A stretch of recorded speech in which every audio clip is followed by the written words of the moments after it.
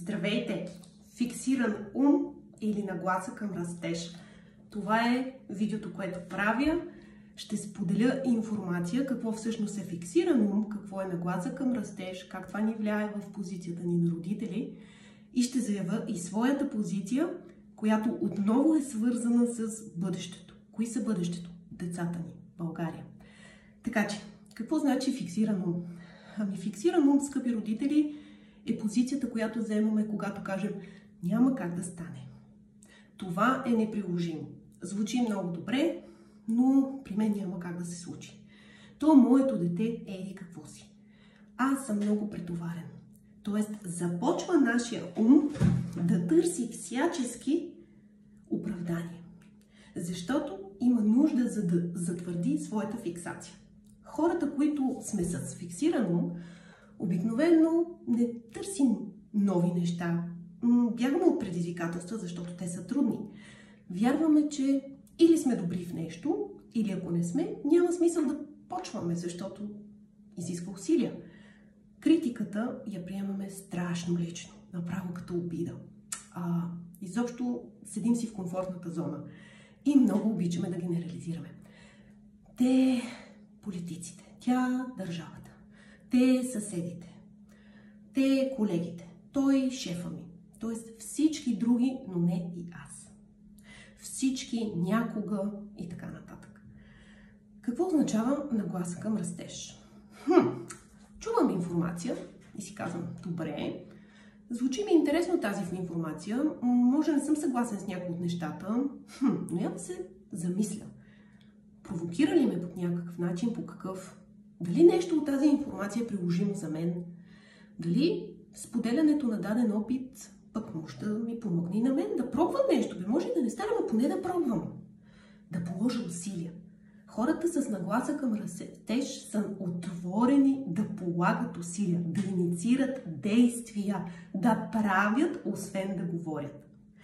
И сега, тези хора, като чуят критика, да, може егото им да се засегне. Разбира се, ние сме хора. Може да им стане леко неприятно, нормално. Но, слуша така. Добре, не ми стана много приятно от това, което чух, обаче дай да чуя наистина какво ми казва този човек. Пък може и да е прав, пък може и това, което ми казва, наистина много да ми помогне в това аз да се развия. Хората с нагласа към растеж, смятам, че аз съм от тях, обикновено си казваме, това не го мога, трудно ми е, обаче ще се науча. И четем, и се учим, и грешим, ама много грешим. И се учим от грешките си и се радваме, че сме се научили. Хората, насочени към растежа, са хора, които се твърди и се смята от учените, че имат много по-голяма вероятност да живеят един щастлив и уверен живот. И сега, в позицията си на родители, ние какво искаме за децата си? Да живеят щастлив живот. Нали? Всички искаме това. Едни здрави, щастливи деца. Ами дали фиксирания ум ще ги подкрепи или нагласата към растеж? И как възпитаваме този така наречен майндсет на български? Или как възпитаваме това вярване, това как усещане и посока, в която да мислим и да действаме? Ами през нас. И мога да кажа, че не сме фиксирани в дадена нагласа. Ако се усещаме, че по-скоро сме с фиксиран ум, не значи, че не можем да се развием към нагласа към растеж. Може би ще ни отнеме повече време. Може понякога да проявяваме по-силна фиксация за дадено нещо, за други неща да сме по-отворени към растеж. Това също е част от нашето развитие. Пътя е първо през нас. След това към децата. В коментар на това видео ще споделя друго мое видео за това как да насърчаваме децата.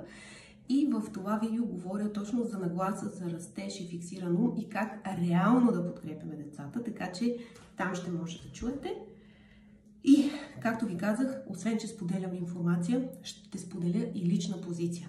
Защо? Защото отново е свързана с нагласата към растеж. И тя е следната. Не зная за вас, скъпи родители, но аз съм в темата детство, ранно детско развитие, детски градини, образование вече 8 години. И ми дойде до тук. Намирам прекрасни специалисти, прекрасни хора, на които наистина им пука и такива, които са фиксиран ум. Точка. Край. Не може да се излезе от тази фиксация. Но нашите деца имат нужда да живеят в място, държава, система, която ги води към развитие на гласа за растеж. Няма да ви агитирам. На 9 юни може да изразите своето мнение и не оставайте в фиксацията. То няма смисъл, всички са еднакви, какво толкова ще се промени, аз не се интересувам, аз не гласувам, защото всяко вземане на тази позиция означава, че вие бягате отговорността, която е ваша, да създадем бъдеще за децата ни в България. Наша е отговорността. И отново споделям позиция. Важно е да четете и да се информирате. Ще споделя в линк онлайн формата на този вестник. Не ще го разпространявам лично, но вие може да го прочетете лично, защото вярвам и зная, което е по-важно, защото съм видяла действия, реални факти, че хората, заставащи зад тези твърдения, ще подкрепят да има среда, която да развива нагласа за растеж и на нас, възрастните, и на децата ни. Време е вече да мислим, да, трудно е и има начин да се справим. И ще отнеме време, да, и дори да не знаем как ще се учим. Така че това правим и ние с вас в курсовете. Учим се. Сигурна съм, че ще има доста мнения отдолу и съм ви благодарна за тях. Благодарна съм ви и да няма мнение. Просто това беше едно така спонтанно желание да се включа, защото наистина, както тази птичка отзад казва, една птичка пролет не прави, но много птички променят. А ние сме много птички. Спокоен ден!